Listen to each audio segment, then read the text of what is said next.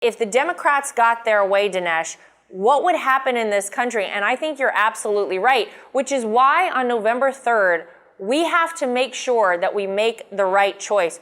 Joe Biden is the supposed nominee now for the Democrats. They propped him up enough. He's out there, and out there, by out there, I mean he's in his basement hiding and doesn't really know where he is. But the things that he's proposing, like dramatic tax increases, the elimination of fossil fuels, the appeasement of China, I mean, how would his election ensure the adoption of socialism in the United States? Because it almost absolutely would.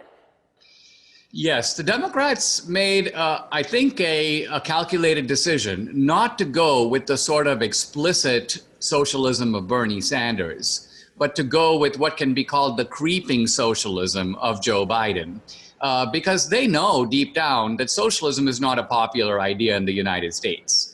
And so they're hoping that Biden, in his kind of rocking chair manner, will lull people into a sort of sense of security where they won't feel the threat of socialism. Now, the reality is that Biden, far from doing the normal thing and pivoting to the center, as candidates typically do in the election, is pivoting left. Right. So he was against free college. That was an Elizabeth Warren, Bernie Sanders idea, but Biden has now embraced the free college scheme.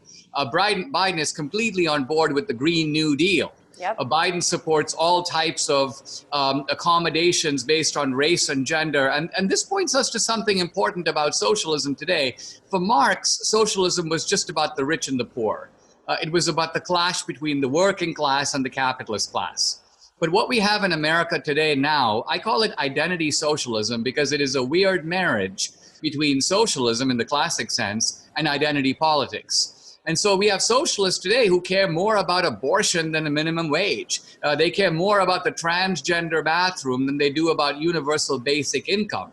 What the Democrats are doing is they're not just dividing society two ways, the rich and the poor, they're dividing it between the black and the white, the straight and the gay, the male and the female, the legal and the illegal.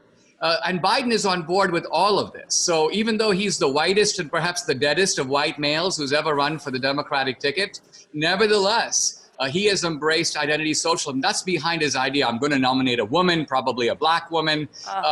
All of this stuff is the politics of division, intimidation, and resentment. And I hope that Americans give it a big thumbs down in November.